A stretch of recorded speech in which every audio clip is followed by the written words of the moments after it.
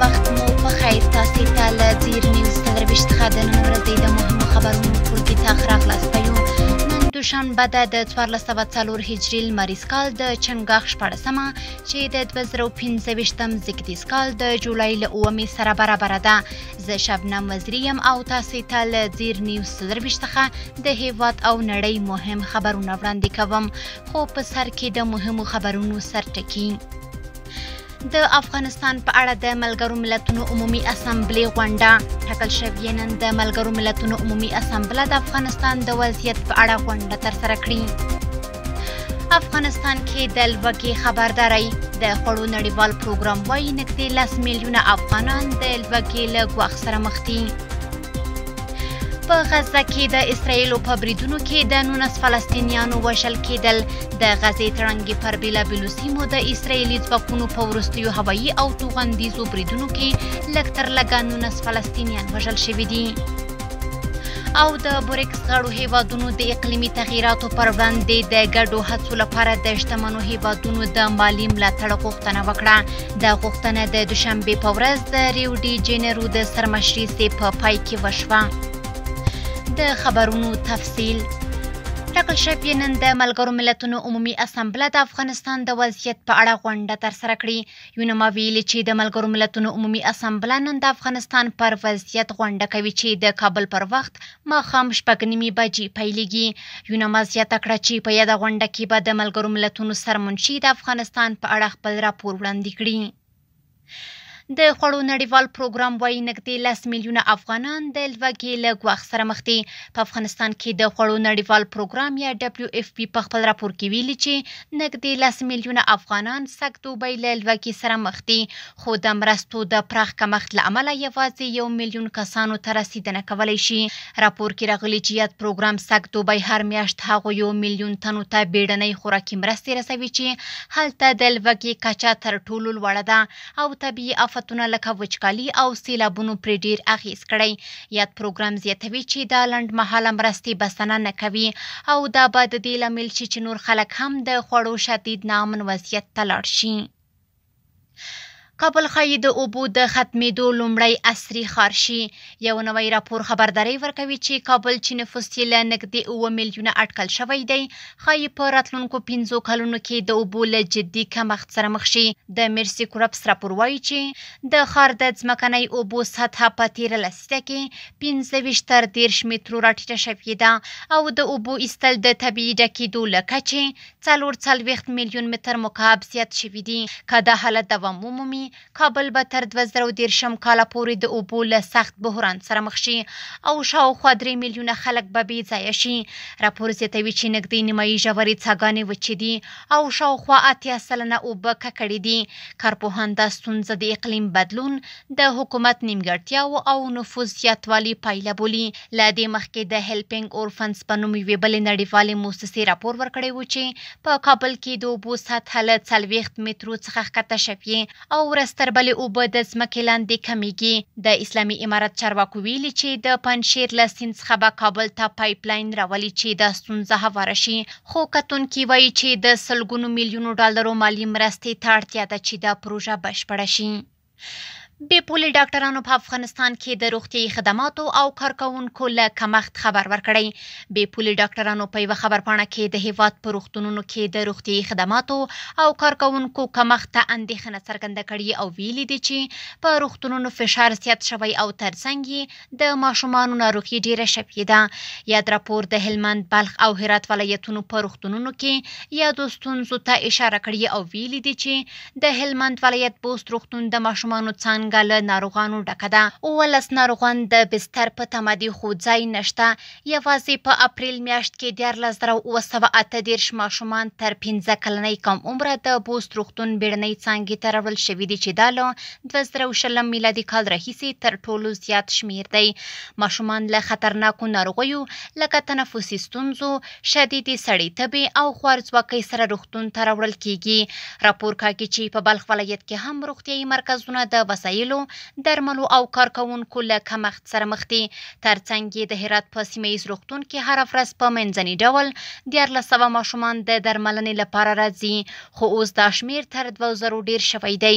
راپور زیاتوي تمه ده چې د جولای په میاشت کې د خوارځواکۍ او شدیدو ناروغیو پیښې نورې هم زیاتې شي. د ملګرو ملتونو د کډوالو عالی کمیشنرۍ وایي له 1 میلیون څخه زیاتو راستنه شویو کډوالو بشري ناورین رامنځته کړی. یا د کمیشنرۍ په خپل راپور کې ویلي چې یاد کډوال په ډیر ناوړه حالت کې راځي او له نامعلوم برخلیک سره مخ دي. د دې کسانو د ستنېدو پراخې کچې یو بشري ناورین رامنځته کړی. سږکال تر اوسه پورې له 1.4 میلیون څخه زیات کسان افغانستان ته راستنه شوي چې له دې جملې څخه 1 میلیون یې له ایران څخه دي. له پاکستان بیا د اپریل په میاشت کې د ستنېدونکو شمیر چټک زیات شو چې نږدې 150,000 تنه یوازې په همدې میاشت کې راستنه شول. د مارچ له 20 چې را په دې خوا تر 600,000 زیات کسان ستانه شوي چې نږدې 350,000 یې جبري ایستل شوي دي. افغانستان د دومره ډیر شمیر ستنېدونکو د منلو وړتیا نه لري چې له امله یې د بشري اړتیاوو کچه لوړه شوې، بیکاري زیاته شوې او طبیعي پیښو هم ستونزې زیاتې کړې دي. یا د کمیشنري زیاتوي چې د مالی محدودیتونو او د راستنېدنې د چټک بهیر له امله دوی نشي کولی یاد ملاتړ ته له ټاکلیو اونیو څخه زیات دوام ورکړي. ننګرهار او لغمان کې وروستیو بارانونو او سیلابونو خلک زیانمن کړي. په ننګرهار او لغمان ولایتونو کې د سختو ورښتونو او راوتلو سیلابونو له امله 3 تنو ژوند له لاسه ورکړی او 6 تنه نور ټپیان شوي دي. دا پیښې د وروستیو 3 ورځو په لړ کې رامنځته شوي دي. د پیښو پر وړاندې د چمتووالي ملي ادارې د نشراتو او اطلاعاتو رئیس یوسف حماد ویلي چې د یادو سیلابونو له امله ګڼو کورنیو ته مالي او ځاني زیانونه اوښتي دي. د نوموړي په وینا د طبیعي پیښو له امله 8 کورونه بشپړ له منځه تللي او 363 کورونه نیمه ویجاړ شوي دي. سربیره پر دې شاوخوا 3513 جریبه کرنیزه ځمکه هم له منځه تللې ده چې د خلکو اقتصاد ته یې سخت زیان اړولی. یوسف حماد زیاتوي چې زیانمن شویو کورنیو ته د عاجلو مرستو رسونه ترسره شوې او اوس مهال د اوږدمهاله مرستو لپاره د ارزونې او سروې پروسه روانه ده. د اوسپنې پټلۍ سره د افغانستان په صادراتو او وارداتو کې مهم پرمختګ راغلی دی. د مالیې وزارت ویلي چې روان کال د غبرګولې له 13 څخه د چنګاښ تر 12 نیټې پورې د ټولګټو وزارت د اوسپنې پټلۍ له لارې د تمې خلاف ډیر سوداګریز توکي لیږد رالېږدول شوي دي. د یاد وزارت په وینا د حیرتان بندر له لارې څه له پاسه 12,000 ټنه، د اقینې بندر له لارې نږدې 113,000 ټنه، د تورغونډۍ بندر له لارې څه له پاسه 113,000 ټنه او د خواف هرات له لارې څه له پاسه 160,000 ټنه لیږدونې ترسره شوي چې ټولټال نږدې 1,80,000 ټنه نفتي، غیر نفتي او نور مواد دي چې هیواد ته راوړل شوي او بهر ته لیږدول شوي دي. چارواکي د یو پرمختګ بولي چې د اوسپنې د پټلۍ د پیر او پلور پر مهال د لیږد رالېږد چارې اسانه کړي دي. مالیې وزارت زیاته کړې چې په تیرو 2 اونیو کې د لیږدونو له ډلې نږدې 3,000 ټنه صادرات شوي چې لویه برخه یې وچه میوه او د انارو جوس دي. کورني خبرونه هم دومره وو. اوس به زموږ همکار عزیر صفی تاسې د نړۍ له حالاتو خبر کړي. شبنم وزیري وه چې د هیواد له مهمو پیښو یې خبر کړي. اوس هم پام وکړي څو بهرنیو خبرونو ته. په غزه کې د اسرایلو په بریدونو کې 19 فلسطینیان وژل شوي دي. د روغتیایي سرچینو د راپور له مخې د غزې تړانګې پر بېلابېلو سیمو د اسرایلي ځواکونو په وروستیو هوایي او توغندیز بریدونو کې 19 فلسطینیانو خپل ژوند له لاسه ورکړی دی. راپورونه وایي چې دا بریدونه د غزې پر محاصره شویو سیمو متمرکز وو چې پکې ملکي سیمې، استوګنیز کورونه او پناه ځایونه تر هدف لاندې راغلي دي. د روغتیایي چارواکو په وینا د قربانیانو په منځ کې ښځې او ماشومان هم شامل دي او ګڼ شمېر نور ټپیان دي چې روغتونونو ته انتقال شوي دي. اسرائیلي چارواکو تر اوسه د دې تازه بریدونو په اړه رسمي څرګندونې نه دي کړي، خو دا بریدونه د هغه دوامداره پوځي عملیاتو برخه ګڼل کیږي چې له میاشتو راهیسې په غزه کې روان دي. مشهور استرالیاوي سندرغاړي له فلسطینیانو سره د ملاتړ د سندرې له امله له کاره ګوښه او له سختو ګواښونو سره مخ شوي. سندرغاړي ایامه هم وایي چې د فلسطینیانو د نسل وژنې پر ضد د خپل غږ پورته کولو او د ملاتړ د سندرې د جوړولو لپاره یې د پروډیوسر، مالی ملاتړ کوونکي او د صنعت دننه له ګڼو ګواښونو سره مخ شوي او له کاره ګوښه کړې شوې ده.